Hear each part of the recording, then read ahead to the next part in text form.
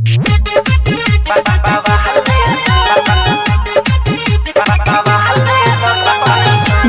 राजकुमार ji number चौक। Music by Vikesh Bhojpuriya.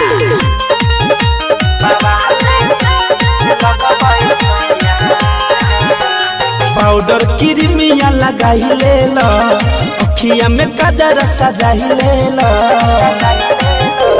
Powder Crimea लगाई ले लो, अखिया में काजर सजाई ले लो। ऐसे चमकी ना रूप के ललहिया, हव सोटल ही पिया कहिया से बाबा ले लगबे सोइया। हव सोटल ही पिया कहिया से बाबा ले लगबे सोइया। डीजे राजकुमार जी मोबाइल नंबर 903704482।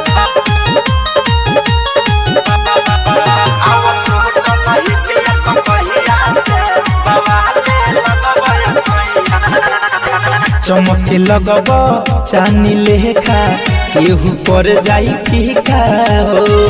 आवहेने सट पजरिया कदी काला एगो टीका हो।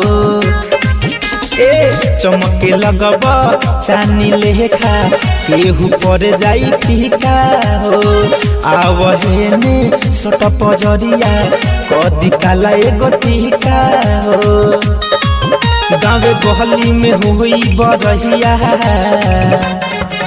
आव सोटल ही पिया कहिया से बाबा ले लगबे सोइया।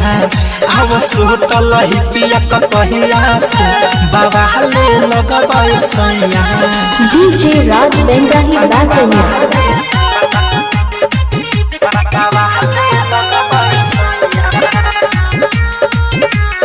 Music by Vikesh Bhojpuriya. DJ Rajkumar जी। असही हरदम धनंजय पिया रही सुना झार के।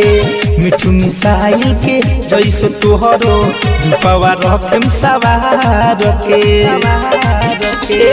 असही हरदम धनंजय पिया रही सुना झार के। मिठू मिसाइल के जैसे तोहरो रूपवा रखेम सवार के। जाई देखिला जाई पर छहिया, आव सोटल ही पिया कहिया से बाबा ले लगबे सोइया। आव सोटल ही पिया कहिया से बाबा ले लगबे सोइया। पाउडर क्रीमिया लगाई ले लो, अखिया में काजर सजाई ले लो। ऐसे चमकी ना रूप के ललहिया,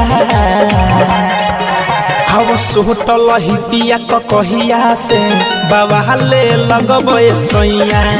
आव सोटल ही पिया कहिया से बाबा ले लगबे सोइया।